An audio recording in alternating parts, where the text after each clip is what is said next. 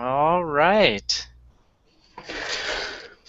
Here we go.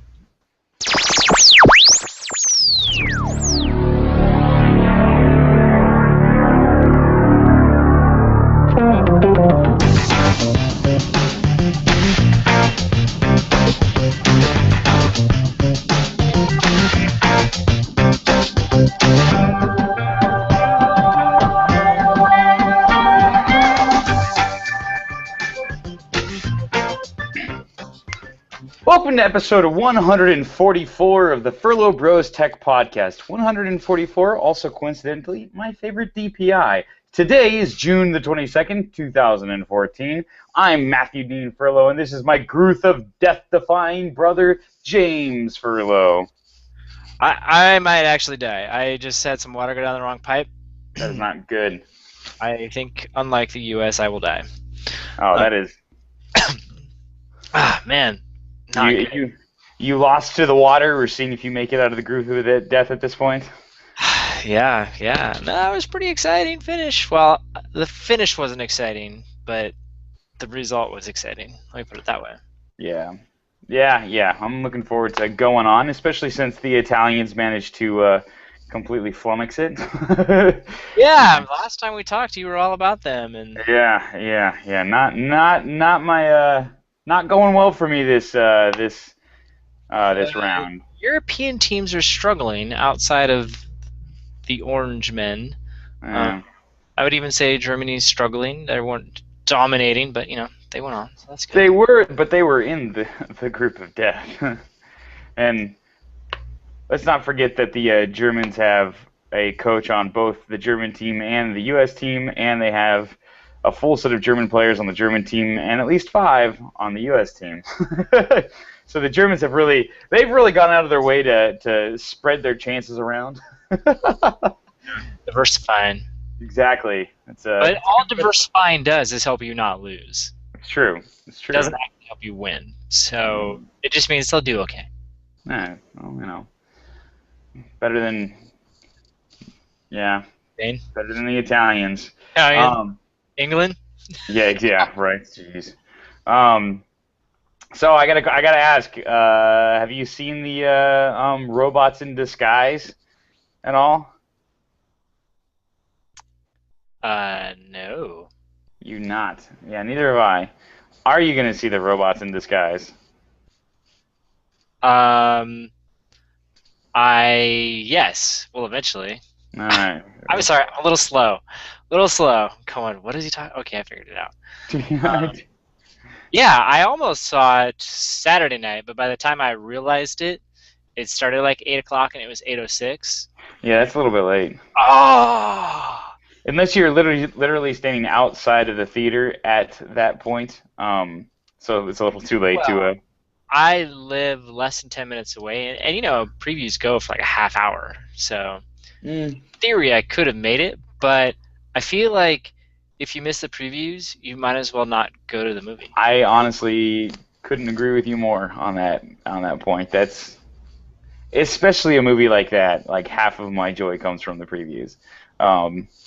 Because it's a good movie, or because you like those type of movies and therefore you will like those types of trailers? I like those types of trailers a lot, and I don't have a high expectation for the quality of this Transformers movie. I have not been overly enthusiastic about the last few. I begrudgingly enjoy the first one because it's not as bad as the other two. For me, in my opinion, but you what? A little too much potty humor. In the first one? All of them, but yeah. Yes. I agree. There's a little bit too much of a lot of terrible storytelling things in my opinion, and there's a lot of really bad CGI, and there's a lot of really bad animation, and there's a lot of really bad storytelling. There's a lot of really bad to go around. But at the end of the day, they are robots who can change, and so therefore I will go see it. Yeah, you see, and I wish I could get behind that, but I'm as I get older, I'm becoming what I never wanted to become, which is a bit of a stick in the mud about this sort of thing. Like, it's just Man. I know. Because Used to watch which one was it? Which version? Because we didn't watch the original. We watched the when they Beast did Wars. Beast Wars. Yes, it I was loved Beast Wars.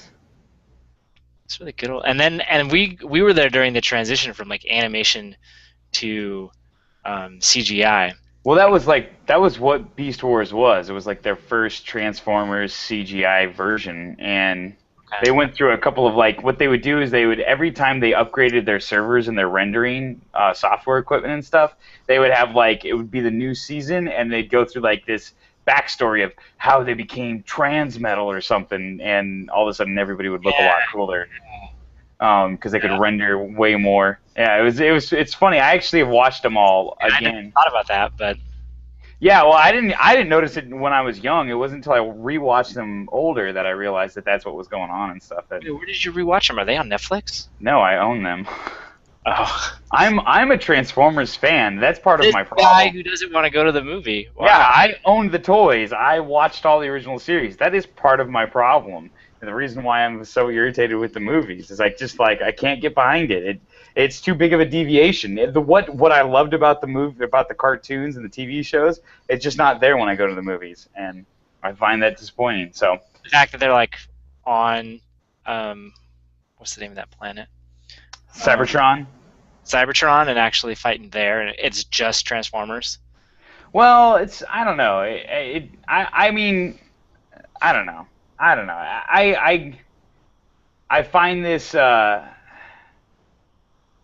I don't know. I don't even know what to say. It's not even like the storytelling. It's just how the story is delivered and kind of like what's going on and the goofiness and stuff. And it's just I feel like they just lost themselves in big explosions and stuff, and cute women and it's just like I don't know. It's just disappointing all the way around. And maybe I'm being overly nostalgic and Yeah, yeah. I feel no. I would agree. The storytelling could be improved upon. It's I personally brute force.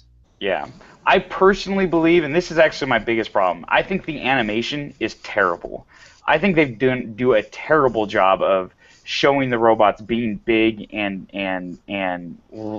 like these are supposed to be giant like cars, vehicles that like lumber around and destroy stuff and get destroyed. And I just feel like when you actually watch the animation of it, not just the CGI, but the actual what they're doing with it, they're way too nimble, they're way too quick, and they look light and they don't look like big robots. They look like cartoons of like humans dressed up as it looks more like the old gods. To me, it reminds me of watching the old Godzilla movies where there's a person in a costume.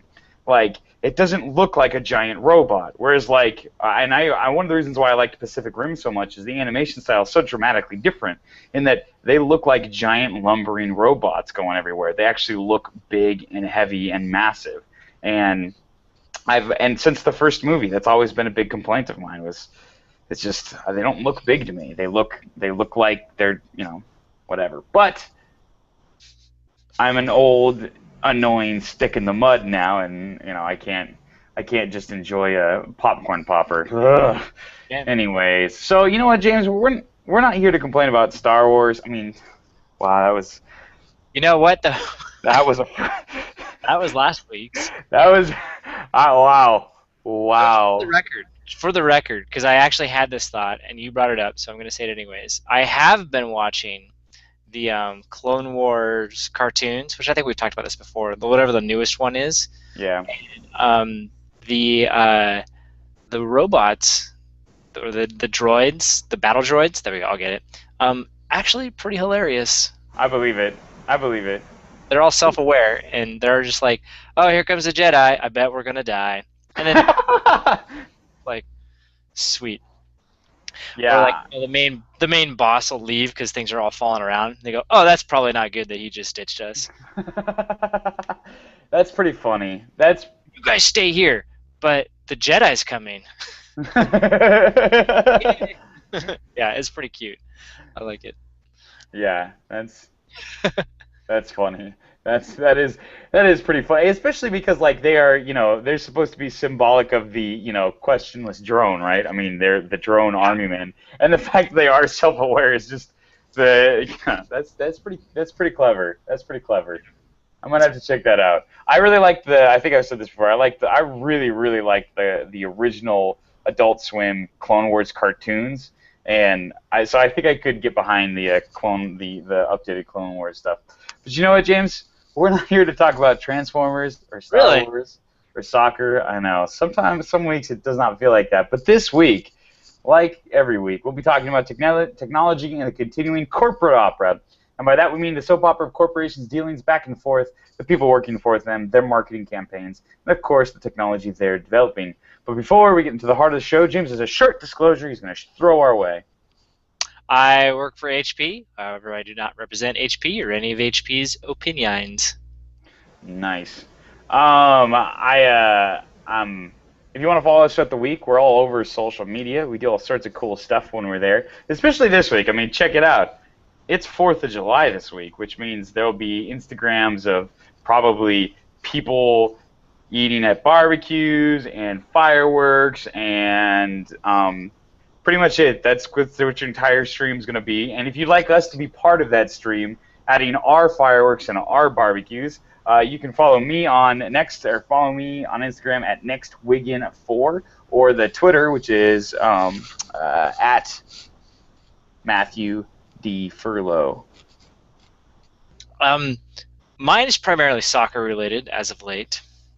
Yes, quite. Yeah. Which did you see my tweet this morning, by the way? I didn't. Instagram / Facebook. How did I miss that? Post. Yeah, I don't know. Maybe I didn't, and I just don't remember. No offense. Around 9 o'clock this morning, which is when the first game kicked off. It was a picture I took of my. Yes, I did see it. Pebble released an app or approved an app or something like that for the World Cup, where it literally will display the score and like buzz your wrist whenever a score happens. And I may or may not have been sitting in church with that app on, watching the game. That's how I love technology. It was pretty good. Oh, so if you are interested in those soccer types of updates, at James Furlo on Twitter, James Furlo everywhere else. I wonder if that song is copyrighted, James. The How I Love Technology? Probably. Because I feel like that would be appropriate to be incorporated into the show some way. Because it's just kind of, it's great. It's great. So, if you want more information about what we talk about on the show, any links we talk about, all the articles, all the podcast stuff, all the YouTube stuff, all that stuff is at furlopros.com. Go there, check it out. It's awesome. Very easy to navigate, very easy to get around. And yeah, if you hear anything we talk about, you want to know more, or you disagree with us or whatever, go there, check it out. If you disagree with us, go disagree with us quietly. But you can, actually, we have comment sections. Feel free to comment, get angry. We'll respond or not, but probably. Yeah. So, you want to kick us off? It's Kipling Dynamite I live in. Nope. I was hoping I'd find that technology song. Really get us in trouble. Yeah. Oh well. Looks like it's not up there. That could prove a problem. Oh shoot. Whoa. All right. Okay. I don't know what you did. But I went on loud echo. Really? Yeah. Oh yeah, that's slipping back and forth now. This is probably a problem, man. I'll try muting myself regularly. Sorry. Oh, what we can do about that? Okay. I see one new chat message. Did you just do that? Yeah, it was me. To what is this? Don't worry about it. Don't click on it yet. It's pre-gaming. Okay. Pre-gaming. Talk about your story. Okay.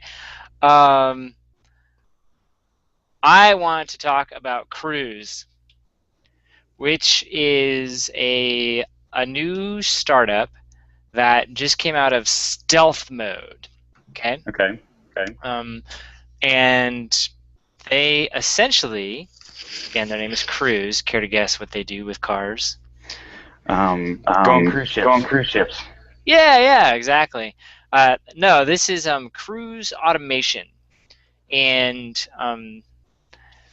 I love this quote here. Google doesn't always win, and which I'm guessing is the CEO saying that, because what they have invented, I think invented is the right word. It is a smart cruise control, which actually sounds kind of exactly like what you and I have described in the past, where it's cruise control that you set the speed and it will attempt to keep your speed. If there's a car in front of it, it will slow down appropriately. I think we've, adaptive cruise control, and it will follow the lanes of your road.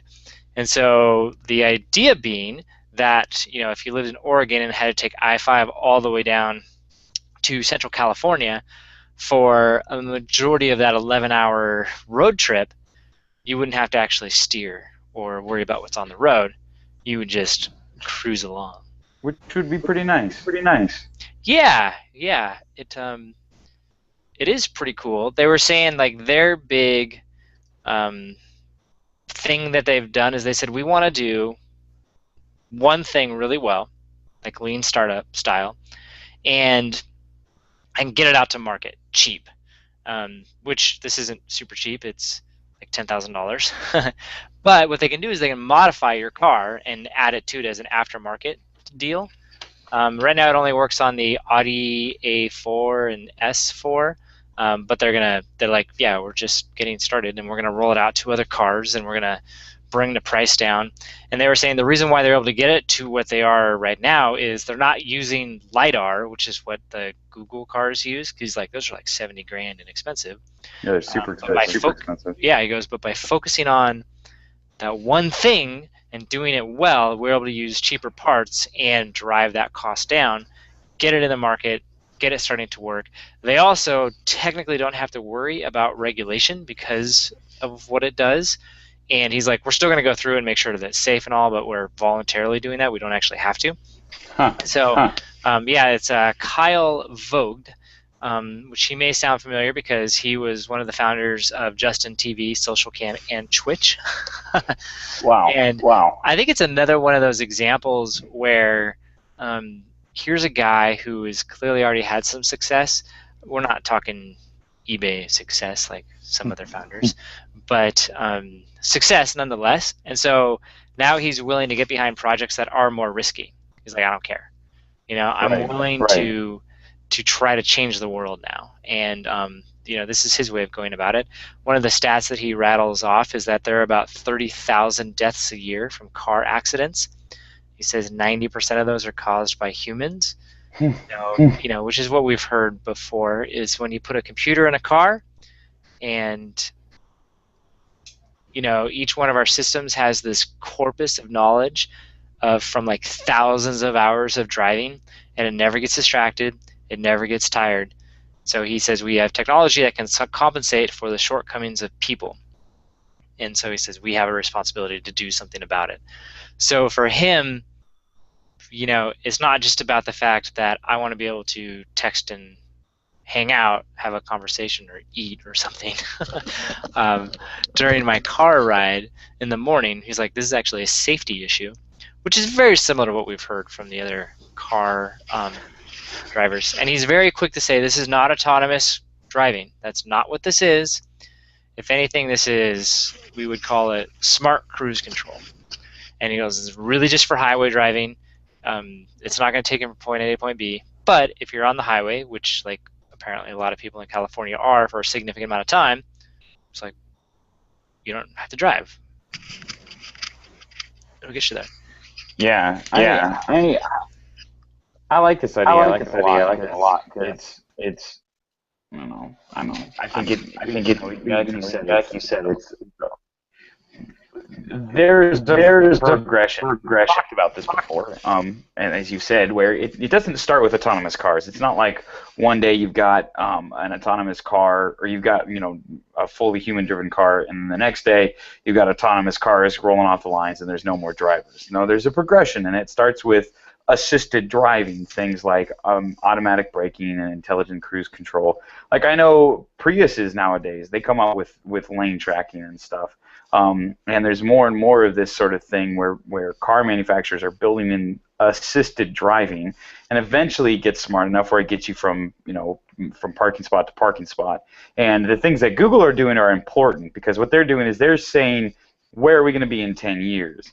And that's a good way to fast track to 10 years from now. And every time we've seen that in the history of computing, that's always laid the foundations for explosive growth later on. And the two big examples of that are Java and just the internet at large. Companies sat down and asked, well, what can we do with computing technology in 10 years? And you build up all of this, all these cool new technologies at great expense, but those don't necessarily become the selling technology. A lot of times it's the iterative stuff that happened in between that manages to leverage what was before it and then shoot off beyond it. So to say all this is to say Google probably won't win if history repeats itself, and I think they kind of don't. I think they would like to be the winner, but they don't necessarily expect it or think it's critical. I think they're excited about the future and just want to be part of it. And whereas guys like this, yeah, I think that they start to make some move. It looks like this thing's pretty expensive. Number one, it only works on Audis. And do you know what the price is? It's like $10,000. Like, yeah. I mean, on top of your super nice Audi. Yeah. But if you got money, you got a super nice Audi, and you want this little thing, it's good. It's good, and it's just more and more and more along the lines of this. Early computers are a great example of. Sometimes there was a reason to have this built in, to invest in the computer, and it didn't do very much, but what it did very well, and people were willing to make that heavy capital investment for that small amount of productivity boost. And at the same time, you had other people going on, at like the Xerox Research Center trying to build the next generation of computers. And eventually, eventually the guys that are selling stuff today catch up with the researchers, and then there's an explosive surge forward. So this is all really cool. I mean, I personally don't think this is going to be a big deal. I think you might see one if you live in the Bay Area, ever. Like, there'll be more than that, but they just won't be common. But it's an important step in the right direction. And it's always good to see guys with a lot of money wasting their money on pipe dreams. That's fun. Well, and kind of like what you were talking about, which, by the way, that I fixed the verb stat, the reverb. Yeah, stat. It sounds tremendously better.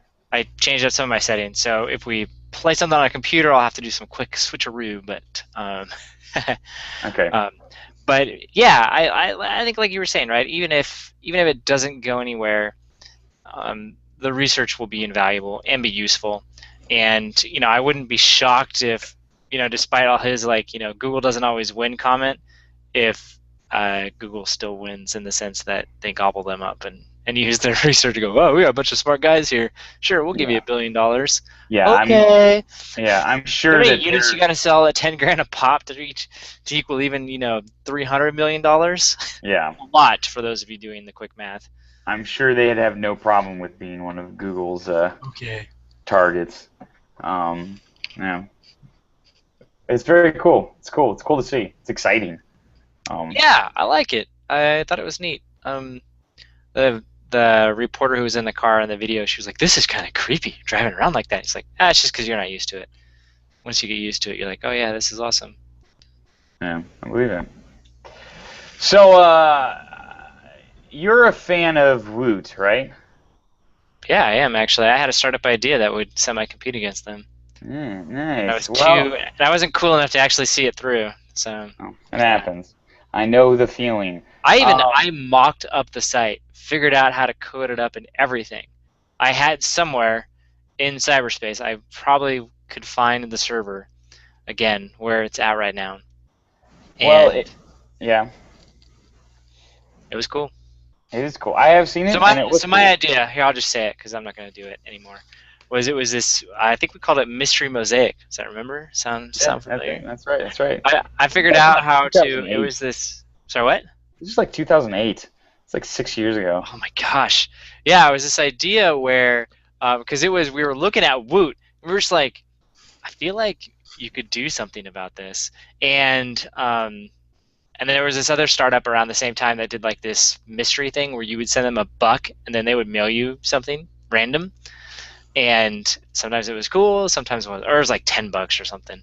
And we were just like, you could make that business model work as long as the average item you send out is less than $1, or less than $10. Like, you keep the margins, you're fine. And if you can start buying stuff, what is it? In bulk. Wholesale, in bulk, whatever, so that the item retail is actually worth more than, say, $10, but it costs you less than $10, and you get to keep that margin difference. They'd be like, that'd be sweet. And so, so the idea that we had was to do we call it as a mystery mosaic, and so it would be, man, I really wish. I've got the code somewhere. I'm just gonna get myself pumped up again. But the idea was to have a mosaic, a bunch of pictures, and I figured out how to create the random tiles, sizes, and get them all to fit in like a puzzle of random pictures that it was like every minute or so one of the pictures would disappear, revealing the big prize underneath, and so people would, they would pay to try to get that, and I'm trying to remember exactly how the mechanics worked, but so it would slowly go away, and people would say, "Oh yeah, I want in on a chance to get that," and then, but if that same thing, like the buy-in would be $10, and we would mail you something. Some of the stuff would be garbagey, whatever, not that useful. But then one person would get something awesome. And we were talking about the marketing, and this is what Woot did, right? Where they did their $1 bag of whatever. And for one of the guys, they shipped them it was like a big screen television. Yeah. He paid $1 and got that. And that was what put them on the map in terms of, marketing. And people were like, oh my gosh, I want that. And so so it really helped them take off. And we were like, that's what you do. And you make each of the prizes just amazing. So, just so we're clear, I don't think we actually covered what Woot was. Oh, daily deal site. Every day they would sell a single item, and oftentimes they would get the leftovers of something super, super cheap. Then they would sell those things at a crazy discount, and they had a limited stock. And it could be like lamps one day, it could be Roombas another day, whatever. And it was kind of the granddaddy of the internet daily deal, right? Yes. Yeah. Oh, yeah, definitely. And I felt like one of their big things that they did really well was they had awesome copy. The writing style was just excellent. It was very entertaining, and it was just fun to go to the site and read their description of items. They did just a fantastic job writing, which is partially what made it super fun. Yeah. So I say all this to say, because basically what happens is Woot sounds really cool, but if you go to Woot nowadays, it's not exactly what it used to be. It's now owned by Amazon, and Matt Rutledge, the owner or the original creator of Woot, has decided sort of what you decided, which was Woot's terrible, or now, especially now. He doesn't like it, and so he wants to restart Woot, basically. And he had a non-compete thing that he had to do for a while, and he had to stick with that. But now his non-compete's out, and because it was kind of an acqui-hire, and he basically he was like, his opinion was that Amazon took what was cool about Woot, the culture of Amazon, and just crushed it and destroyed what made Woot awesome, which was a single item, kind of very hyper focused. They didn't bombard you with emails and stuff. And he's like, and if you look around at the daily dealer stuff out there today, there's nothing like Woot, and so he sees that there's an opening for something that is similar to what Woot was originally, but maybe a little bit different. Um, and so they came up with this new idea for a website called Meh. Nice. And I think you got to play this YouTube video. So if you want to start queuing it up. But Okay, the basic idea was that they wanted to. By the way, I'm sorry because you're probably gonna get the. That's fine. Thing again. That's fine. And so basically, what they wanted to do was they wanted to set up this. Do their thing. They're all about like good writing, good marketing, really small, like high single day deals, right? So they're using the gravy train and marketing netting on the internet, the best way to get any marketing, and they decided to do a Kickstarter project. And if you want to queue up that video, this is the announcement for their Kickstarter video. All right, here we go. You can hear me, right? Yeah. Hey, look, we're kickstarting, starting a thing. But what exactly are we kickstarting? Who cares? We're kickstarting, crowdsourcing the funds. We'll keep kicking till the starting is done, and you know what to do. Just chuck a little cash our way, and then you too will soon be kickstarting. Making it rain. We're kicking off our Kickstarter campaign. I said we're kicking off a Kickstarter campaign. This is how we're kicking off our Kickstarter campaign. I love. Nice. That is one of my favorite. It's like I think that has to become the Kickstarter anthem. Number one, the greatest part about that Kickstarter video is they never actually mention what the product is that you're kickstarting. Now, if you go to That's true. the Kickstarter site, they do have a very, very, very funny video where they do talk about the product and everything. And it's great because they got all these different backer, or all the different pledge levels. They got the pledge $1. You get 0-day access to the site, so you literally get they're just 0-day access. They're so great at writing. For the cheapskate, who we love, of course, here's our early access ticket into Meh. Join us one day before the public launch and pay for the privilege of helping us see if this new site even works. They're doing the as you said the grab bag thing again. It's a fukubukuruo. I think is how you pronounce it. It's like a Japanese thing, but I think I might be completely wrong. It's an Asian thing. Won't be really offensive. But it's similar in concept, and the early bird special for $5 got you that. They did a $10 one and an $11 one. The late bird, we saved some stupid bags for you, complete with a little price gouging. You still don't want one. And oh my gosh, this thing is Funny. this is just like this is an amazing Kickstarter page. Dude, they already sold all of them. Oh yeah, they're completely sold out. You can't get anything but the $1 0-day access at this point. I love this. Risks and challenges. How long do you want to live anyways? The greatest risk is we do fabulously well and use our money to finance a private space station that gets infested with an alien that spreads to Earth during one of the wilder R&R weekends in Cyber Saigon, turning half of humanity into spiced blood slaves from beyond the planets. And they went through all their risks. The fourth greatest risk is Meh.com is just one more hollow consumerist stunt and does nothing to improve e-commerce, the internet, or your orgasms. There are no other risks. And it's just, oh my gosh. And the video, they get into the whole idea of it's going to be, oh yeah. And they've got, like, their main spokesman is this troll that was singing the song earlier. It's a puppet, sock puppet troll. And he's hilarious, and they basically get into the idea of it's going to be a brutal review of these products.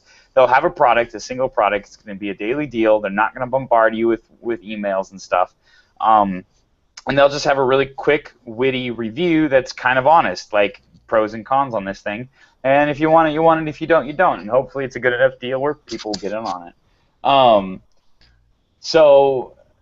I knew you liked Woot, so I wanted to bring to your attention this project. But I think the other bigger trend that I see going on here is they won't tell you this on their Kickstarter page. They only tell it if you read the TechCrunch article where they talk about it. So their pledge goal was $10,000. They've raised $15,000, which is pretty good for a site like this. But Woot's the co-founder or the founder of Woot, Matt Rutledge, is rich. He got paid a ton when Amazon bought Woot. And just to sort of really prove my point that the Kickstarter page is nothing but an advertising gimmick, and they've realized what Kickstarter is. To buy meh.com, a 3-letter domain name, which is rather rare, it cost the team $100,000. That just that. Not to mention the team of engineers and original buying of stuff for this. So that 10 grand is really and truly just an effective advertising, and it makes me want to start a stupid project like that all the more, as people are willing to spend ridiculous money on Twitter if you can enter on Kickstarter if you can entertain them a little bit. There was one $100 deal that I actually might have done had it not been the fact that it was already sold out, because it was only allowed to 10 backers. But it was basically you could make an advertisement for a day, and I was gonna be like, Furlo Bros could totally throw up an advertiser worth $100, and I think a ton of people are gonna check this out. So, but I realized it too late. Bummer. But yeah, meh.com. Gonna check it out when it goes live. Money refunded if we hit your ad. That's pretty funny. Yeah. Clever writers. Yeah, no, and to be honest, that's the secret of it all. Yeah. Is the writing. If you can write well, I mean, even Groupon writes well. It's not as funny, I guess. Because these guys are over the top funny. Oh yeah. But Groupon's writing is pretty good, and for stuff like that, that's really, really important, because that's why you want to read the entire thing, because they're like, oh, this is funny, they're going to make me laugh, and so you make sales when that happens. Yeah, I never read the risks part of Kickstarter campaigns, which should tell you something about the nature of Kickstarter. But I made it down to the risk section on their page because it was worth it. I knew there was going to be a payoff. Yeah. You got 4 risks. Yeah. Yeah, no, that's interesting. That's cool that they're doing that. Yeah. Interesting. Oh. So there were 2 big topics this week that I think. Do you think so? I really do think so. Well, it depends. As far as what we normally talk about, there was only one big topic, but I feel like the other one was kind of a big deal too. GoPro going public, that was a big deal? Yes, I think that's a big deal. That's not the biggest deal. But we'll give it the Apple treatment because it probably deserves it. So probably. We'll leave the SCOTUS for a little bit later. And we'll start off with the Google I/O. Wait, I thought it was an Apple keynote. No, we're giving it the Apple treatment, which is to say, we're not going to give it short shrift. We're going to give it full shrift. Are you sure? Because I really felt like I was watching an Apple keynote. Yeah, well, I see what you're saying. I think I get what you're driving at. It was a little bit Apple-esque. Check. Fitness app. Check. Wearable devices, though rumored. Check. TV, check. I feel like they... Don't forget Android in the car, check. Oh, yeah, the card. That was the other one. Just like, new design, style, and philosophy, check. Yeah. I don't know. Integration between Chrome and the device and the other stuff, check. I don't know. It's both companies, honestly. Google said it's second because their event was second, but clearly they've been working on it before then. It's just kind of, I don't know. We'll get into the details, but that was my initial kind of. I think we'll start here because I think it's worth, it's germane to this topic. Oh, look at that. You have an article for it. Perfect. Yeah. Google shames Apple's iOS for adding what Android did years ago. So obviously, Google or Apple was making fun of Google a couple weeks ago as we talked and discussed about it. And as you said, Google would undoubtedly fire back directly at Apple when they did their keynote, which they did, and they made this slide of Android 1.0, 1.5, 2.0, 2.3, and all the different variations over the years and the different features that they added. And they specifically called out a couple of Apple's features like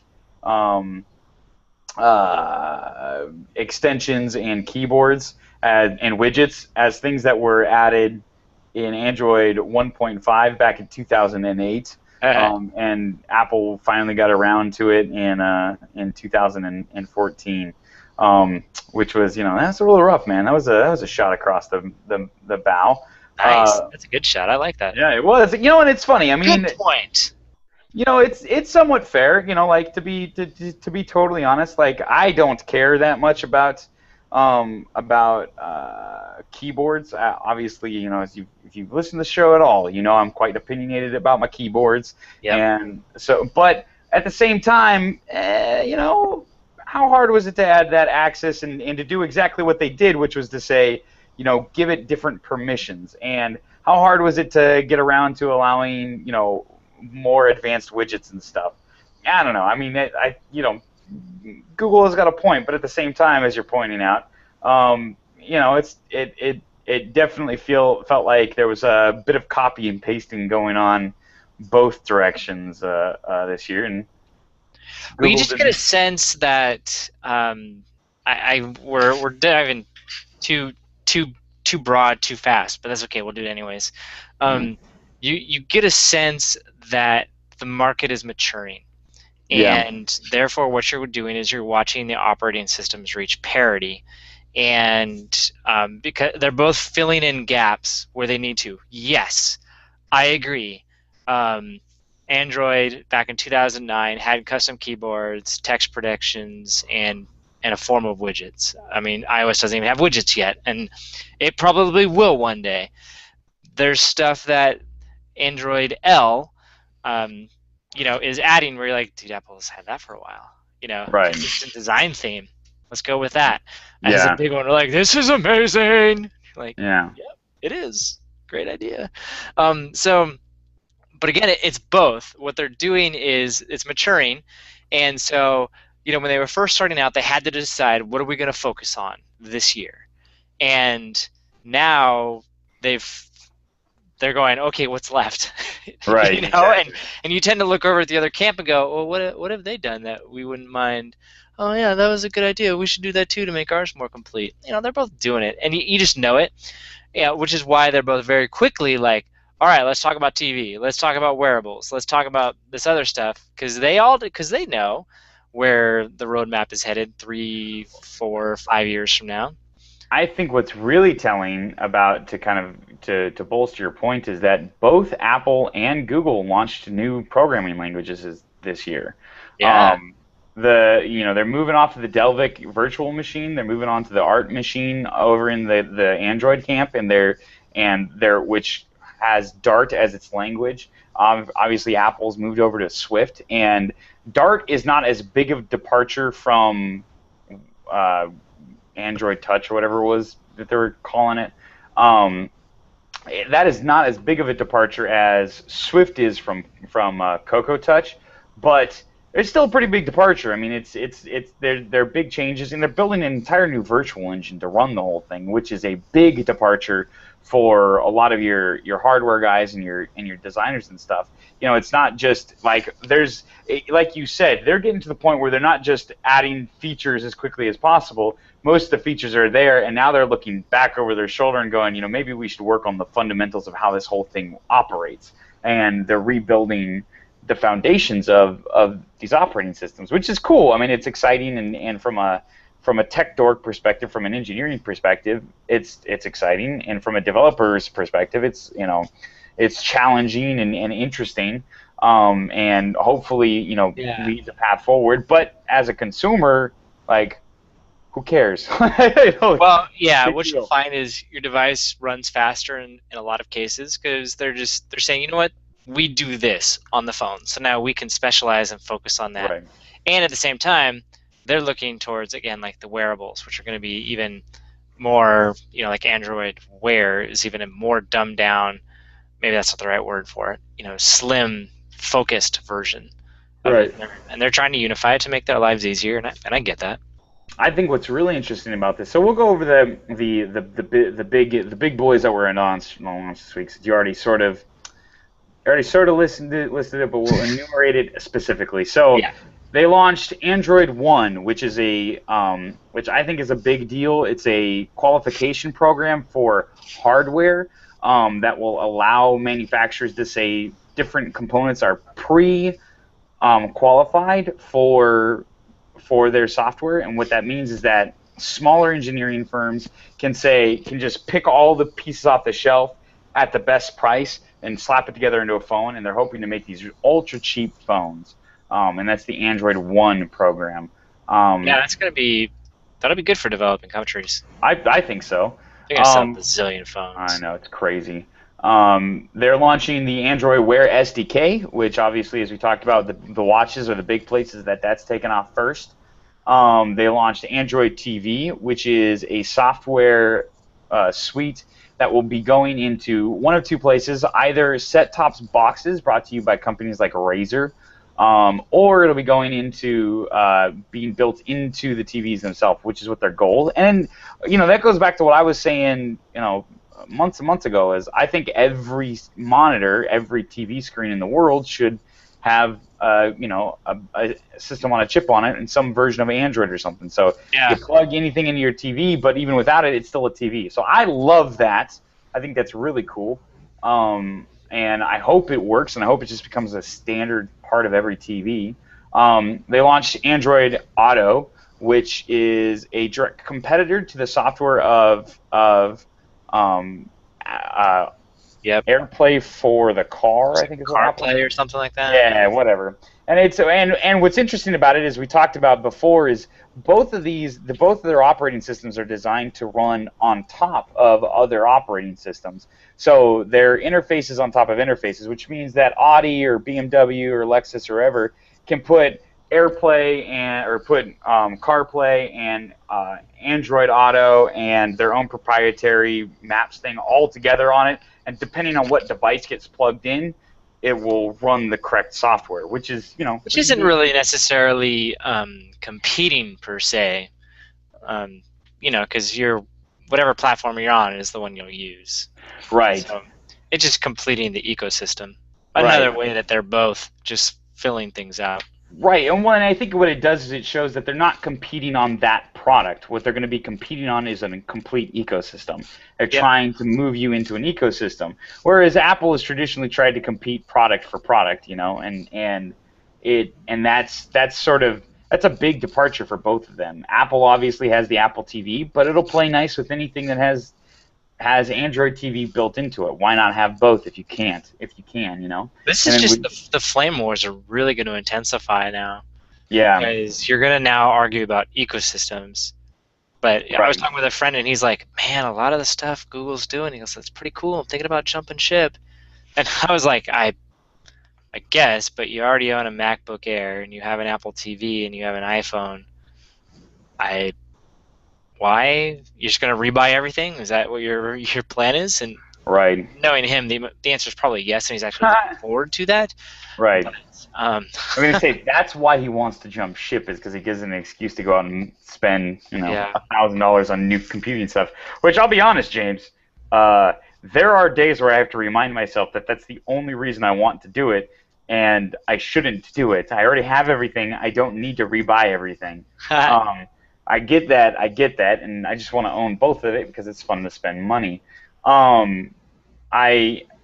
So kind of from an actual core Android perspective, obviously I already mentioned they're launching Dart, their new programming, their new language. They're launching their new virtual machine that everything kind of runs on. But they're also launching their new developers. What's it called? operating system, which is Android L. Yeah. So they're not actually launching a new operating system yet, like KitKat or Cupcake or whatever else they've come up with. They're doing exactly what Apple does. Developer preview. Prepare yourself. Right, exactly. The only difference is that it seems pretty clear that there's a good chance that this is going to be Android Lollipop, and they're even going with the code name as opposed to but they might be completely changing their naming scheme. I don't know. But I don't know if that's significant at all. But what I do think is really significant about it is, like you said, the other big thing that they announced is this new design language. Yeah. And as you described, it's an idea that material. Everything has a material. All materials have a texture and a physics. And depending on what you want something to do, it'll have a type of material.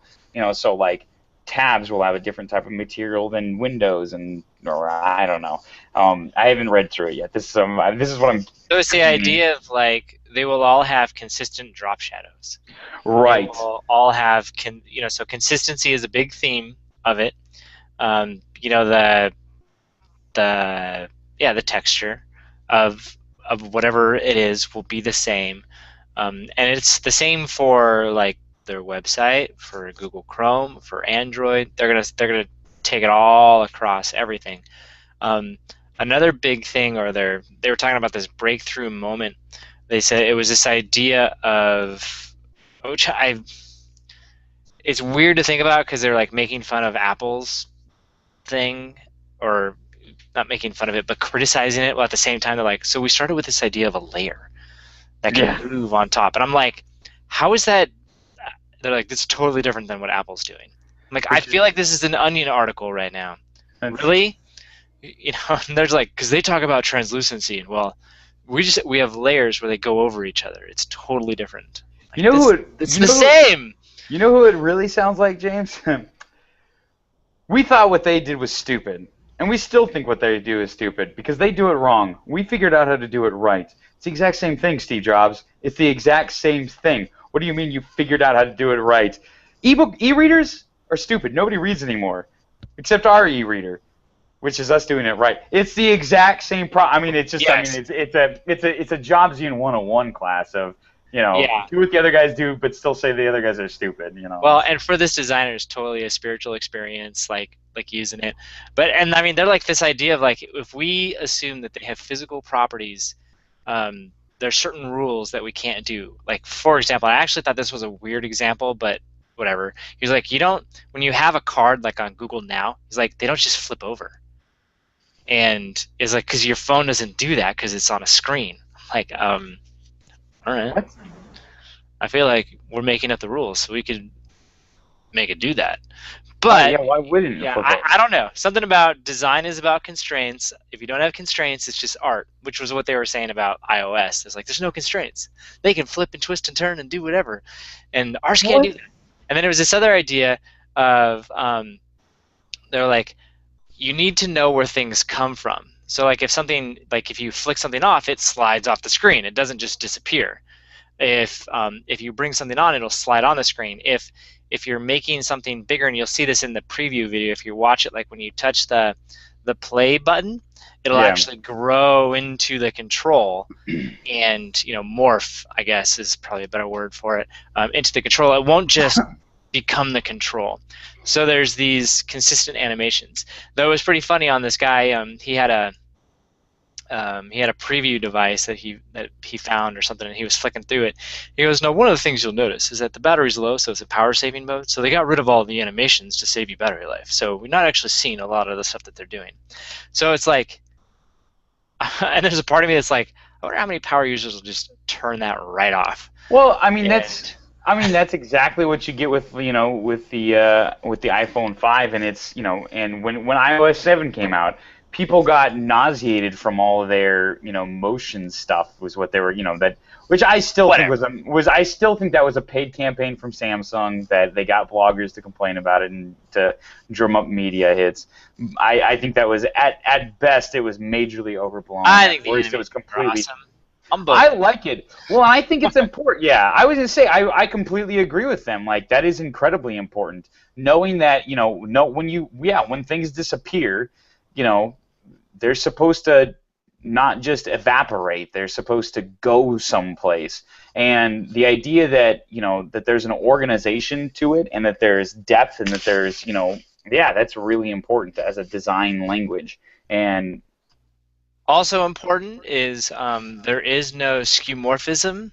Even though they're reflecting this material design, it doesn't mean a one-for-one replica of physical materials. Whatever. I'm just saying. You know what's so funny about skeuomorphism, and I think we talked about this back when iOS 7 was coming out, and what that means, it's just like there is good skeuomorphism and there's bad skeuomorphism. All of the whole idea that there are physical properties to these very abstract computational ideas is skeuomorphism by definition. What is good skeuomorphism is there's drag. You flick something and it slows down automatically. That's good, skeuomorphism. That there's friction, effectively. Bad skeuomorphism is when you hit the play button and reels start to turn and they're just taking up space on your so it's like I realize we're splitting hairs, we're being a bit semantic here, but it sounds like Google is preserving good skeuomorphism for communicating ideas while getting foregoing space wasting skeuomorphism, looks. Yeah, and what it sounds like, and they didn't necessarily say this, but what it sounds like is it's their way of saying, all right, we now want to have a consistent feel for Android so that people can't make fun of us for things being fragmented anymore. And we tried the whole what was that? It was the manufacturer cohort or something like that. Remember at one time they were like, we're going to get us all on the same page and we're going to get updates to the manufacturers faster as a result. And it's like, that didn't happen. And so you get the feeling that they're like, okay, let's at least try this. So they all look the same. And we're going to invest the time and energy and whatever resources into creating a good design that other companies want to copy. And therefore, we will all look the same. I still think that might backfire a little bit on them because, Samsung and Amazon still want theirs to look differently. I think what's really fascinating about this is that Android Wear SDK, Android Auto, and Android TV, the manufacturers are not allowed to change the UI. They don't need to be all flexible anymore. They are now the 800-pound gorilla, and they don't have to say that. And eventually they'll figure out a way to do that with Android. And I think the one I heard, and it sounds like the Android one may be headed in that direction, is we're going to give you the current version, and then after it's been out for a year, then we'll open source it and you can do whatever you want. And so it's still open, but the one we're working on and developing is not. Right. If you want the latest and greatest, you got to use our designs and our apps, and you can't modify it, or very little modification. But that's so clearly the direction that they're going, is trying to beat that whole problem of. I don't blame them. It's a problem. Yeah, and I like the fact that obviously I don't think anybody who's on the Android side of the fanboy war will admit that it's a problem, or they'll always downsize it. But I think it's clearly a problem. And I think this is them admitting, it's a problem, and we're fixing it. I don't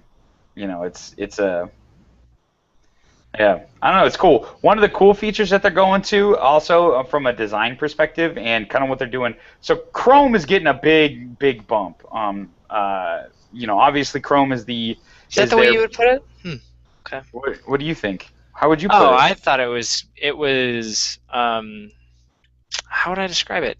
It was getting the "we're giving up on you" treatment, but okay. I was going to say. Turns out HTML5 is not the future. Sorry, Chrome. Well, yeah. It's funny. That's funny because it's interesting that's how you interpreted it, or because how I kind of took it was this idea that on Android, there's this two different ecosystems, and there's two different worlds, right? There's the internet world, and that you access through your web browser, and then there's the app world, and that you access the internet through.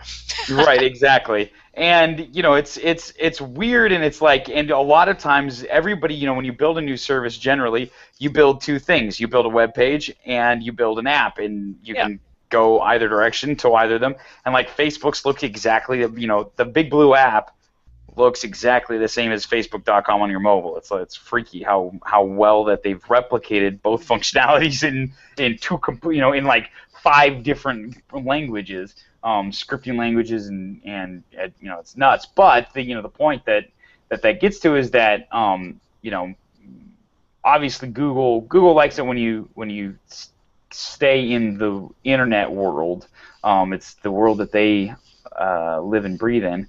And so one of the big things that they're really that they did with Chrome this time is sort of the indexing idea of they're putting web pages on the same UI foot as apps. So like in iOS and Android up to this point, you would go into an app to get to web pages. Now they're moving to the point of a web page will sit side by side with an app. And so you can, when you Google stuff, if you Google, I don't know, I'm trying to think of an actor or actress I wouldn't be embarrassed to list right now. For some reason, Shia LaBeouf was the first one that we'll go with Shia LaBeouf. When you Google Shia LaBeouf, More than meets the eye. yeah, you're going to end up with, side by side Google results for your IMDb app and web pages, and they're going to UI, how they describe it is the UI presents them as equivalent, things. There's web pages that you're on, and then and it's sort of how you move through everything. Web pages are going to be on this similar footing. And the reason this guy was showing the carousel of, he's like, here's open apps that you can scroll through, and you'll notice they have different instances. And the example he gave was each tab has its own thing. Right. Like, we'll see how that works when you got 50 tabs open, but at least right now it's cool. Right, and they tell you not to have 50 tabs open, which, as somebody who regularly has 50 tabs open, annoys me. Really? Yeah, I like having tabs open. And every once in a while my phone starts to crash, I'm like, oh yeah, that's right. I'm not supposed to do that. That is probably the most compelling argument that anybody could make for me to move from iOS to Android is you can get 4 gigs and 8 gigs and ridiculous gigs of RAM on Android, and I actually would use it because I'm an idiot, and I can't close tabs ever. But I guess what so that's that. I think that's a big deal. It's sort of a change in, obviously some people are saying that means that, it I guess supposedly, according to you, that people are, don't have to make HTML web pages if they have an app because it's on the same level as far as Android is concerned. But I've heard people making the argument that no, this is going to allow them to kind of because it actually raises the importance of web pages. Web page tabs are on the same level as apps as you kind of go through your multitasking type interfaces, and because of that, a web page can confidently say, no, all we have is a web page. We don't have an app, but you won't be able to tell the difference when you're on your Android device. Okay, that makes sense. I was thinking more from the Chrome standpoint, where you can now run Android apps on Chrome. Right. And what you're talking about does genuinely actually sound cool. And it reminds me of, it's not exactly the same, but with Apple you could create the buttons. Remember back in the day before apps, you could save web pages to your home screen, and and just access it straight like that as if it was an app. You laugh, but I totally do that. Me too. I use that extensively. Yeah, so it's similar to that, but it sounds like Google's actually done an even better job of integrating it into the operating system. Yeah, I like it. Because it does move, especially because a lot of your mobile HTML5 pages load super fast and everything, and you can barely tell that they're not apps. I mean, especially if it's like Reddit, which is a heavy, you know, the Alien Blue app is useless without an internet connection. So there are very few apps that really make sense as a, in my opinion, that make sense as an internet disconnected app. You know, a few games here and there. So it's a good move. I was not joking when I said you access the internet through HTML or through an app. Right. That's all apps are, man. There's ways of accessing the internet. Web portals. I built my first app this week. I was really excited about it. And Congratulations. I actually built a couple apps, but this is the first one where I built an app and I didn't use a tutorial for step by step by step. I just kind of, which is a big deal. And what did it do? It had a button that you pressed, and it changed a label. It changed the text in the label, and it just cycled through an array of labels, and it went through Matthew, Don, James, Matthew, Lisa, and the whole list. Yeah, so I mean, it's a stupid simple app, but anyway, you're a developer. I was gonna say, but it's like the first fully functioning app that I didn't which it's amazing how long it took me to get to that point. But I get it. I get what it was doing for the first time, which is really very exciting. But I made a list of what I want to learn how to do next, and it's like, next I want to display a picture. Okay. Then after that, I want to display a picture that I grabbed from a website, and then I want to grab and post content, get content and post content to a what are those called? A database. And you know, and those are the next things. Everything else, like classes, inheritance, like important programming things, we're like, I'll learn that later. That'll come along. I don't care. I need to know how to talk to the internet, or I can't build an app that's worth anything. And especially considering the fact that I'm way better at PHP than I am at Swift at this point. So if I can have basically a display interface and all the work is done on the servers, because I know how to do it there, that would be preferable. But yeah, and you cheating, pulling some PHP code off your server and displaying the results. Exactly. That's what most people do. Come on now. That's a go-to. That's a go-to. That's allowed. Don't do the heavy lifting on your phone. So yeah, so there's two other big. The Chromecast got a big update, which is kind of cool. It's just sort of, it's growing. It's this independent thing from Apple or from Android TV, which is interesting. Another one of those creative destruction moments. But they added some cool new features. Like one of the things is you can have it send out an ultrasonic sound from your TV, and if you like try to connect to the Chromecast, like let's say, if you're trying to sync, your friend's trying to sync to your Chromecast because he wants to display pictures, because now they do full mirroring and stuff, right? You want to do that, but you normally have to give like passwords and stuff. Well, if you're in the room, basically what happens is you hit like, I want to sync to the Chromecast. The Chromecast will have the TV start outputting a ultrasonic signal, and then your mic will pick it up. And if your mic picks it up and says, okay, cool, I can, I know which one I'm talking to, and then it'll automatically do the syncing for you, which is very, very, very cool from, using different signal processing techniques. It's not that cool from, you can do that, over Bluetooth with your Apple TV and, iOS. It's not, or I should say it's not revolutionary. It's just cool. It's an important step. It's cool. I like the fact that you're getting creative about what you can use to do that, because they don't have Bluetooth on it, so why not use sound? And then the other huge deal I thought, kind of going on at Google I/O, was the conspicuous void. The elephant in the room that wasn't, or the elephant not in the rooms. Rather. There were two rather significant products in Google's arsenal that didn't even get a passing glance. Number one, Google Glass. Last year they had people jumping out of airplanes. Everybody was wearing them on stage or giving them out. It's a big deal. They've finally gone full on sale around the world, and didn't even bother to mention the fact that. Hey, yeah, by the way, we're still doing Google Glass.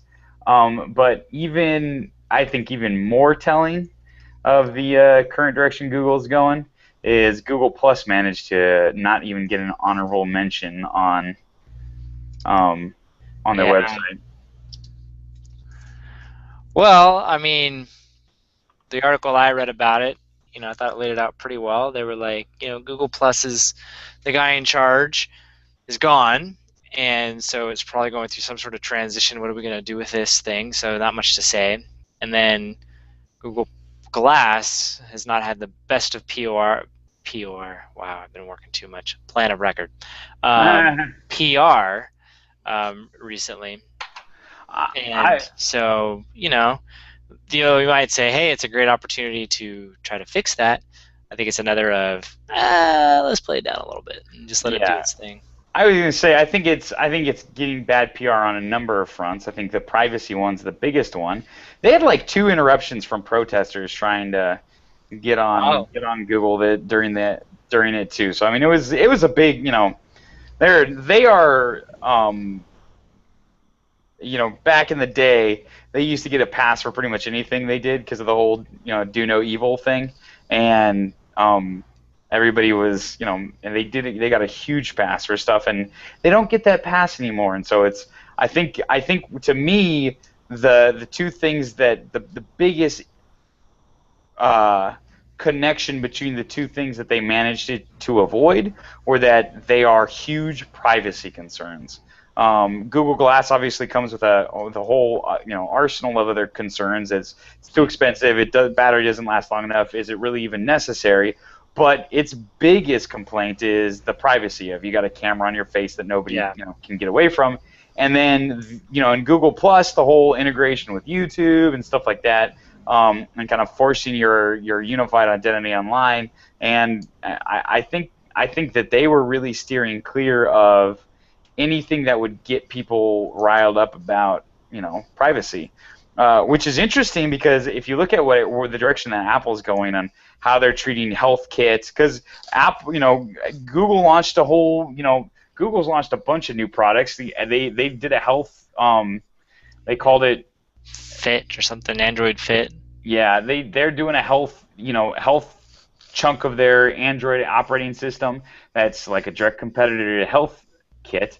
But HealthKit for iOS, like their big thing is you control the data. It never leaves your phone. You're completely protected. It's all about privacy. iMessages. Our servers don't store your iMessages, and if they did, we couldn't even decrypt them because we don't have access to the keys that are individually stored on your phones.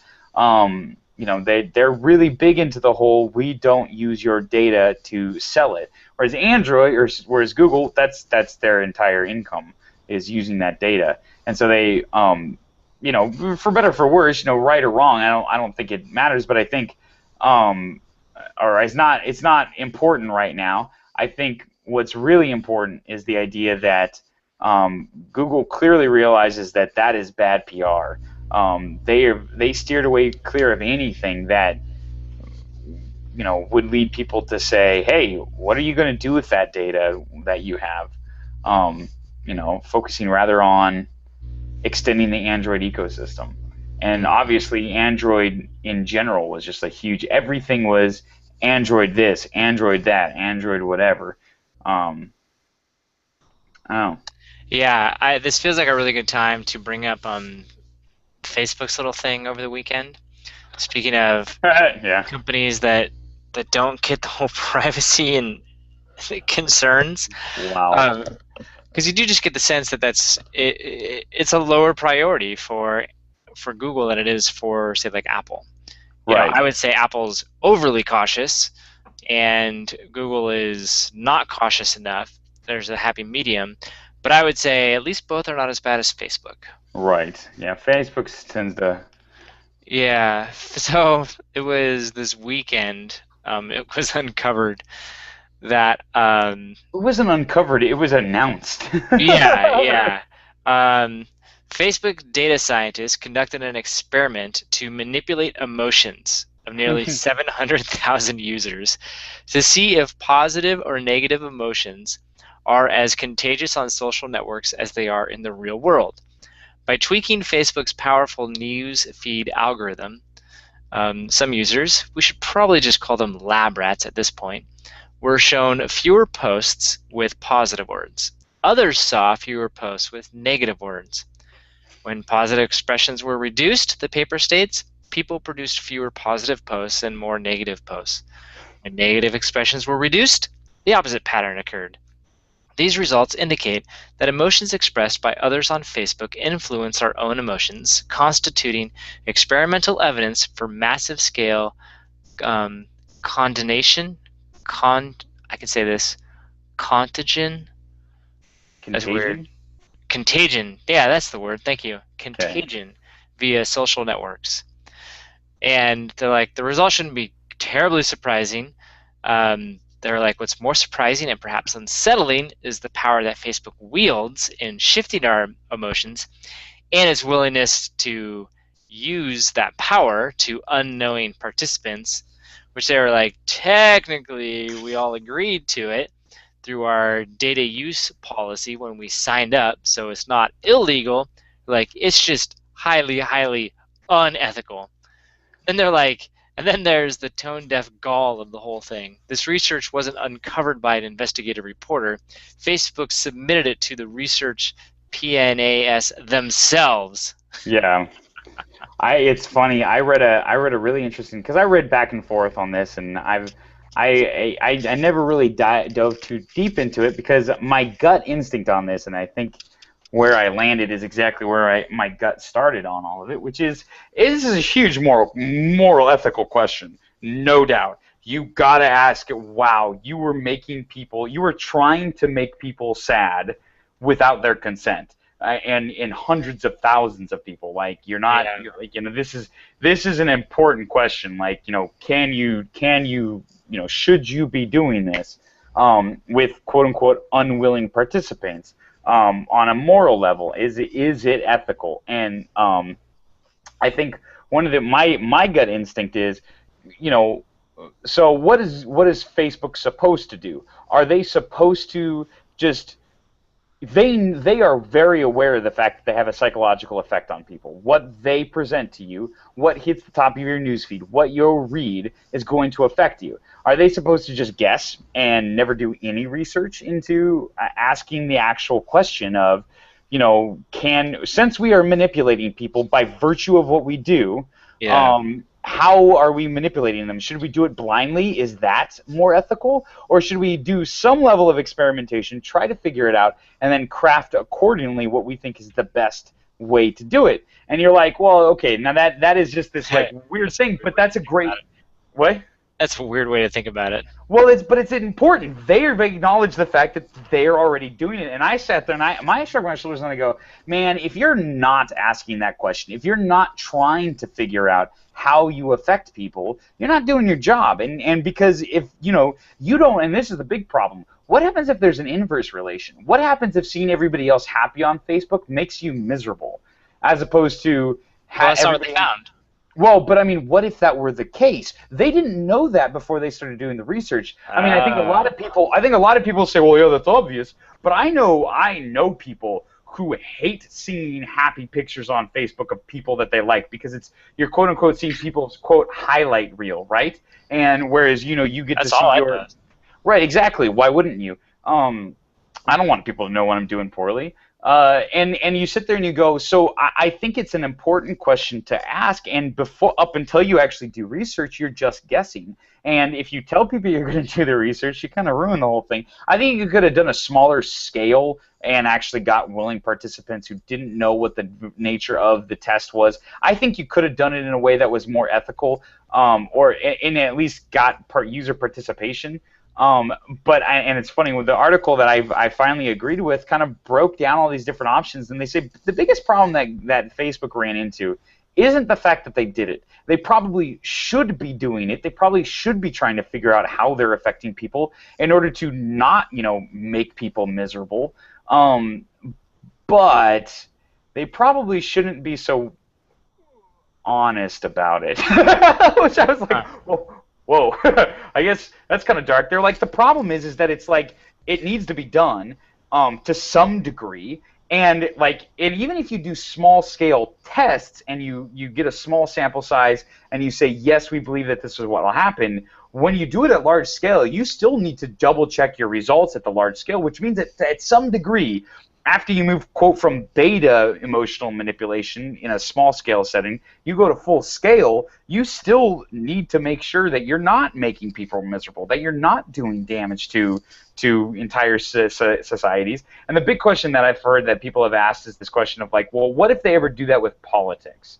What if they only allow posts that are positive about one candidate and negative about another candidate? Well, yeah, that'd be hugely unethical and probably is going to happen. I don't know. I don't know what you do about that. But the idea I didn't even think about that. I mean, say, like for your competitors, you make all their employees miserable. For people you're recruiting, you make them extra happy. Yeah, right. And I think, but the idea that they should just blindly not, I think it is most ethical for them to try to not manipulate people too much, to do their best to try to neutralize their effect. But the idea that they should be they should be blind about it, I think is naive, personally. It's just how they go about doing it. And in classic Facebook fashion, they manage to do it in the most offensive way possible. Yes. Yeah. They're just great about just doing stuff totally wrong and then going, oh, wait, that wasn't the way we're supposed to do it? Yeah. Come on, guys. They do come across as a bunch of kids, which I realize is funny, considering the fact that I'm probably younger than the average age of Facebook employees, or at least I'm right at there. But they come across as a bunch of early graduate college kids who are just playing around with a toy that they've got, and I don't think that's their intention. That's the worst part. I actually think that this is a case of good intentions, relatively rigorous, stuff. It's just, but they just come across as insolent kids who are just playing with a weapon that they don't know how to use. So I do want to segue back really quick because I thought this was pretty awesome, and I think it's going to be important, with where Apple's going. But what did you think of the watches that were launched with Android Wear on them? Yeah, I thought they looked cool, honestly. Yeah. The price tags are not small, obviously. Not a whole lot of word on battery life, at least for the Moto G. Is that the one everyone cares about? The Moto 360 is that's the one. 360, which does look cooler than the other two. Oh, unquestionably. Yeah. No, it looks awesome. To be honest, I like them. I like my watch, and I go, ooh, color. Yeah. Voice. I don't have to press buttons. It's all touch controls. I go, that's cool. I could get behind that. I'm the more and more I see the Moto 360, the more I'm like, I could go for one of those. Yeah, that's a pretty cool watch. It's gonna cost you a couple $100. I know, and it won't work with my operating systems. So that's true. Well, there's a way to solve that. There is a way to solve that. I got to upgrade everything. Just got an Android One device. Yeah. Yeah, but they're cool. I really like the Moto 360. I think the other two are ugly and nobody's gonna buy them because they're ugly. The 360 I think is gonna sell real well. I actually think that one could do quite well. And from a style, it's the round, the round face on it is it just looks nicer, and it's funny because it's got more screen real estate than the other two watches. It's got more surface area. But because of the nature of a circle and its ratio to its surface area to its circumference versus the circumference of a square with its surface area, it looks smaller on the wrist. It doesn't look as dominating. And when you see tiny little Asian girls showing it off on their wrist, it doesn't look gigantic, even though it is. And I think that's really, really, really important, and I think you're going to find that developers are going to sprint towards circular screens as time goes on, because they're all going to see exactly what everybody else is seeing, which, wow, that looks really neat, and it works just as well. And I think you're going to see like no sales of watches. You'll see very, very limited sales, and then all of a sudden the 360 is going to hit, and everybody's going to go out and they're going to sell a ton of them. They're not Compared going to to sell any of them. They'll all be accessories to the phones. Oh yeah, probably. And then it'll be interesting to see what Apple does, because I think if they do a square face, I don't know, man. I just don't know. It's hard. Square faces are ugly. They always have been, which is why even your digital Casios, I think if you think about it for 10 seconds, the digital Casios, they all had circular faces, even though there was no mechanical reason to have a circular face. Why would you have a circular face? It's all digital square readouts, but right. But they knew it looked better. It looks better on the wrist. It looks better in general, and so that's what they went with. And I think you're going to see that. So you're saying my Pebble doesn't look good? That's not what I'm saying. Square, rectangle, technically. I know. I think it's yeah. I realize.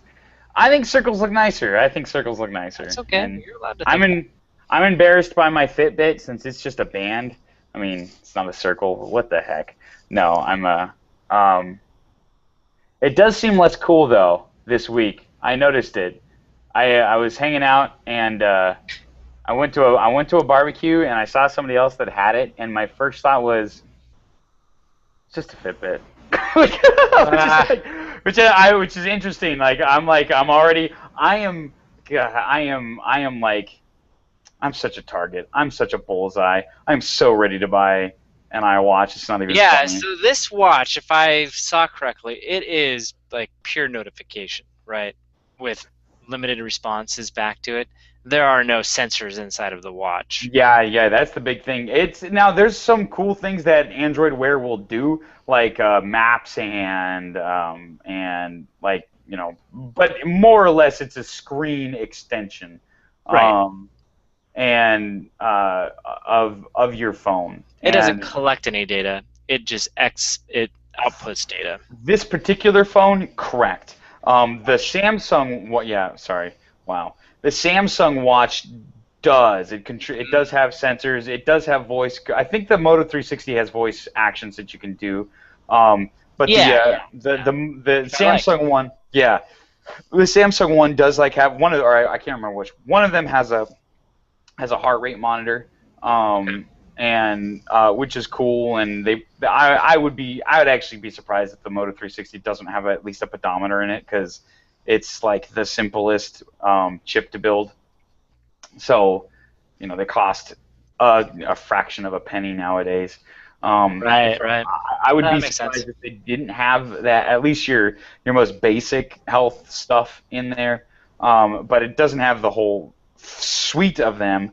Unlike what the big prediction for Apple is that it's going to have 10 different sensors in it. Yeah, which we know it'll only have 5, right? And we'll all be disappointed. Right, and then in 3 years it'll have 10, and I'll own 3 iWatches, which is really annoying. And Android Wear will have all 10, and we'll be like, oh man. Yeah. So it's already been done. Exactly. So predictable. It's awesome. Yeah. It is awesome. So, you know what I could not have predicted? What?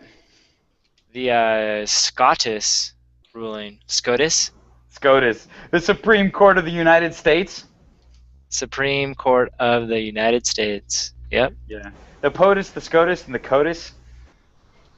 Yeah, all those. 3 branches of the TUS.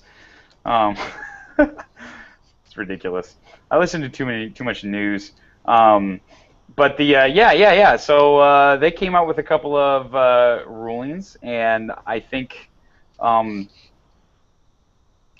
they're interesting. One of which I was surprised by, and the other one was this wasn't a rule already. Right. So tell me which was which. Aereo, surprise. Cell phone, shocked it wasn't already a rule. Yeah, no, that's a big deal, man. They've been grabbing all of your data and stuff, because they take your phone as soon as you get pulled over. They take your phone and they have legally they had complete access to it. They can give me a password, sure. Exactly. Well, legally, some states would require you to give it, and if you didn't give it, they'd take your phone until they could have their investigators look at it, because technically they are all this is based off the idea that, like, if you get arrested, they can search you and what you're carrying. And the rule was in the 1970s was the last time they looked at this particular branch of privacy versus security type question. What it was is a woman had a purse on her, and they arrested her, and they looked in the purse and found drugs. And the question was, were they allowed to look in her purse? Was that being considered, quote, secure in her papers? Interesting. And the the Supreme Court decided that you are allowed to search the purse. You are allowed to search whatever's in the purse. If there's open mail in the purse, you're allowed to rifle through the mail. Those papers you're not secure in. And in that sort of a case, and so then I would say if you have a password set, you're secure. If you don't, sorry. Well, but nobody had ruled on it, so the police were interpreting it, within their, the police were interpreting it what gave them the best, and then it was going, all the cases that were going on this were going one or the other. It was like a 50-50. Like half of the time they were saying no, you're not allowed to look in the phone. Half the time they were saying no, you can look in the phone. And it was a 9-0 decision on the Supreme Court for no, you're not allowed to look in somebody's phone. There's just too much in there, which is nice to hear because I know there's a big concern about the tech literacy of the Supreme Court, as they are old as could be. But it looks like they unquestionably came down on the right side on this, in my opinion. The Aereo case, the only reason I was surprised about the cell phone one is because I was surprised it was a 9-0. I thought it was going to be like a 4 or 5, and really, yeah, I did not think that they would all. I was convinced. That's honestly, a no-brainer to me. You got a bunch of super rich guys that spend all their time buried in old guys and gals that spend all their time buried in a book. I was wondering, like, how many of these guys have smartphones with, and email and all their, their banking information and text and everything, and realize that this is everything. This is my papers. This is my filing cabinet that everybody used to have. We don't have that anymore. We've got this. And, do they understand what a cell phone was nowadays? And, clearly they decided yes. And they said that you're allowed to do things like the police, if they suspect you're a criminal, they're allowed to take your phone and power it off to prevent you from destroying evidence. And then they need to get a warrant before they can look at the phone. See, I would do the password nuance, but that's getting too nuanced, perhaps. Yeah. Oh, and I guess. If it doesn't have a password, that's as bad as you have a daily planner that you can just leaf through. Right. Or like you were talking about, if you have open mail, cool. But if you got a password, then then they'd have to ask you for it and try to figure it out, and then it's done, and you don't have to tell them. Right. And because that's you explicitly saying, I want this protected. It's, what was that word that you used? It's enclosed by me or something. Yeah. So I can see that subtlety totally and completely make sense, in which case everyone should have their phone password protected. Right. But I have a feeling you will see many, many more lower court rulings that sort of what's the word I'm looking for, that kind of pick up those nuances. Yeah, exactly. But the Aereo one I think is interesting because basically what they did, the problem is frustrating. What Aereo was doing, you are allowed to do. Totally, you can capture. Well, let's be clear. Signals. They won in lower level courts too, which is why I was kind of surprised by the outcome. Right. Well, and it's, and obviously, like, the cable industry spent a ton of money on lawyers and stuff, and although I would guess that the Supreme Court is the least corrupt of your three branches as far as donors go, they're not apart from politics. They're just better at. They are the least swayed by it, but I don't know, not to get too far into the political weeds, but there have been a couple of rulings over the last few years that are only explicable if you look at them from a political perspective. And the reality of it is they're only the balance of power that they have is that it's the Congress and the president's willing to uphold their rulings. So they've got to understand the politics that the other branches are against. So there's there are concerns here. They had to work within some sort of a political confine, and the big cable knew that, and so they're going to spend a ton of money to make sure it went their way. But I think what's really interesting here is what the justification was and why it happened the way it happened. Because basically what happened was Aereo is, they're recording. You put an antenna on your home.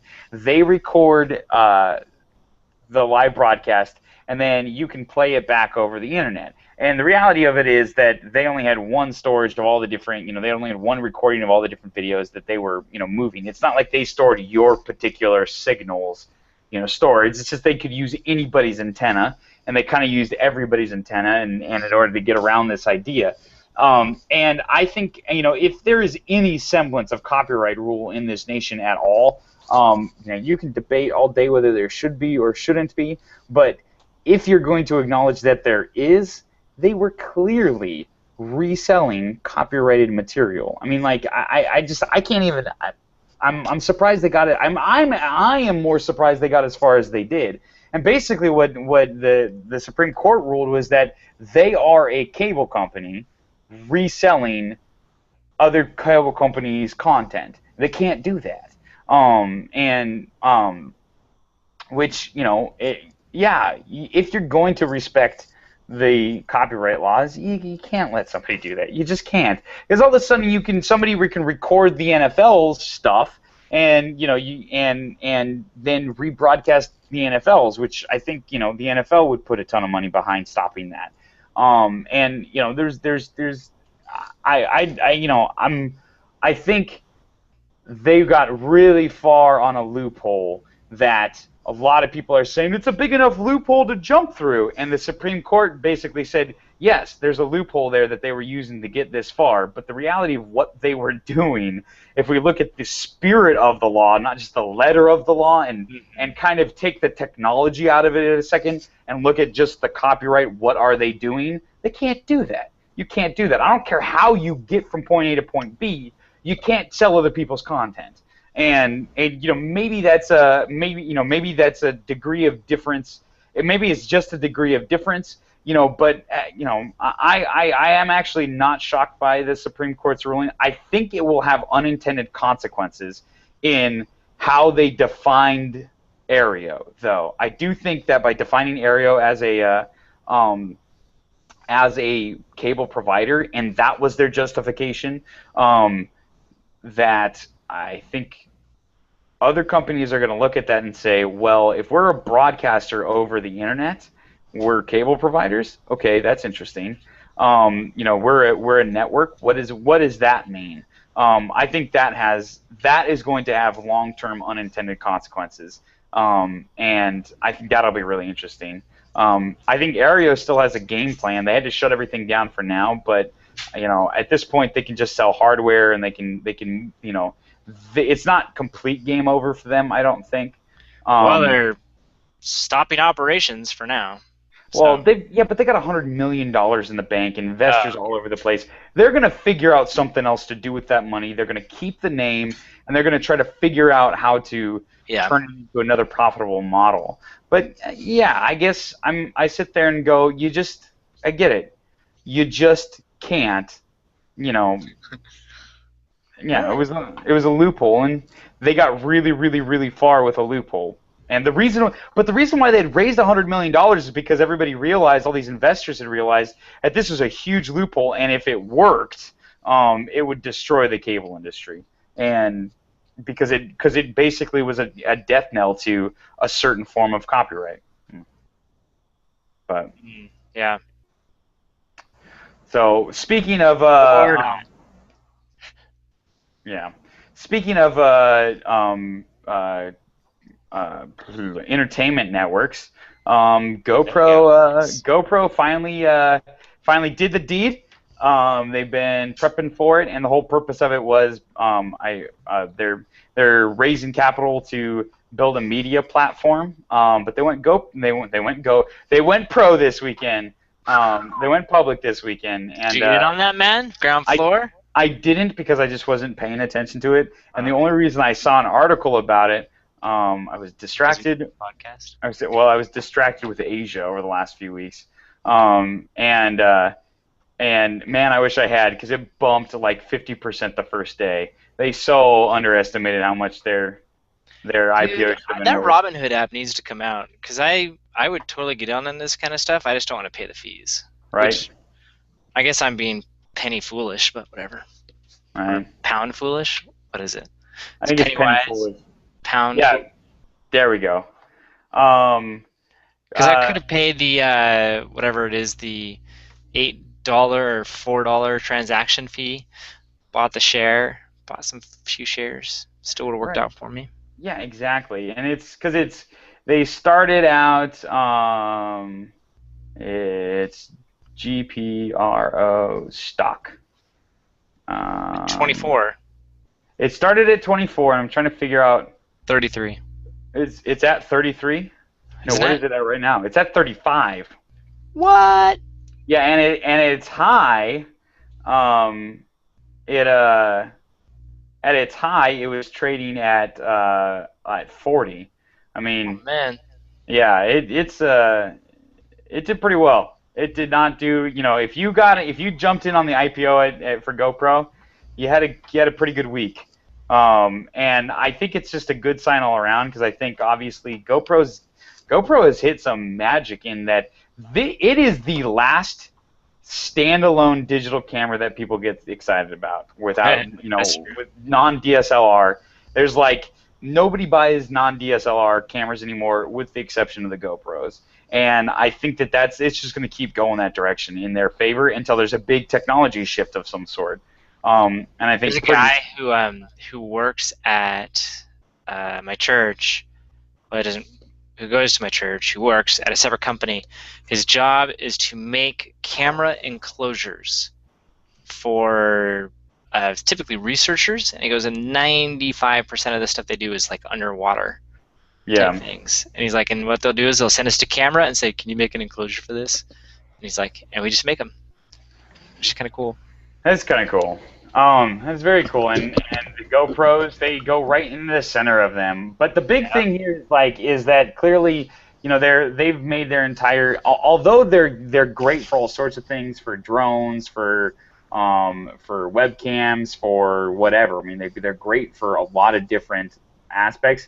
Their big, advertising campaigns have all been about the sports. They're super durable stuff, and so the idea is that they're gonna set up their own media platform. They're gonna make it easy for people to post their videos of cool sporting things that they've done.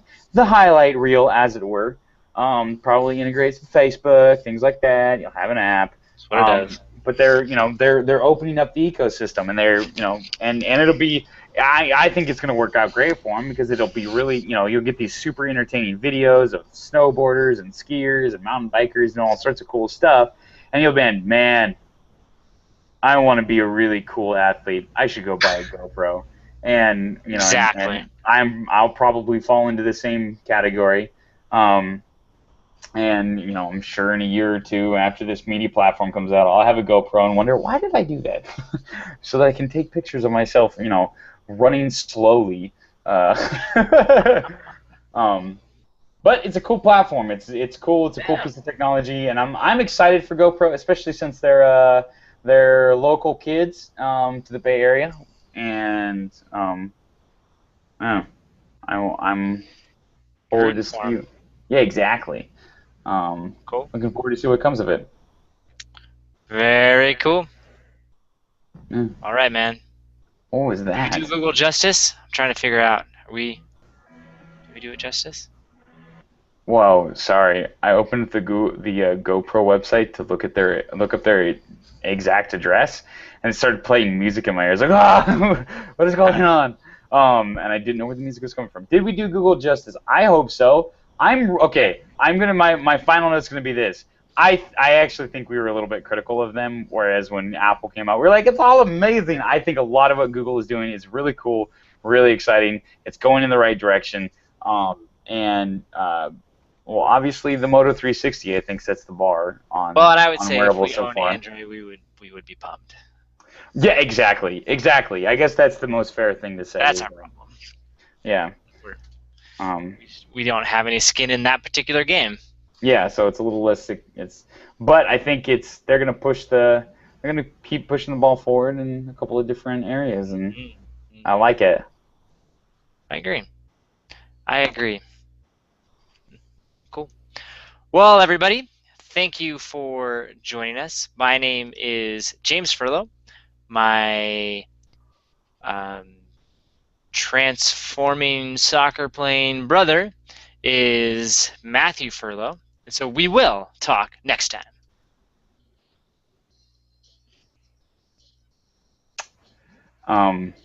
Were you supposed to make me? I hear it. It sounds great. I know. I can almost hear it. All right. We'll have to edit this part out in post. Nah.